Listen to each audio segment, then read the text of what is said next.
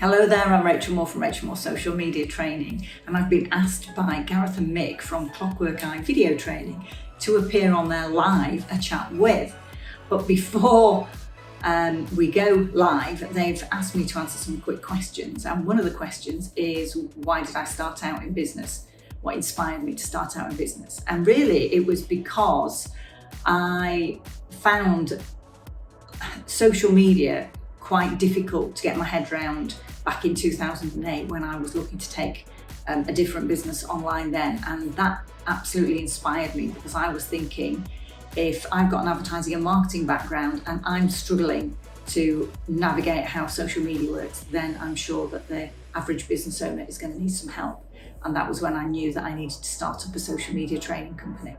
So I hope that you can join us on the 19th of February at 12 noon. See you then.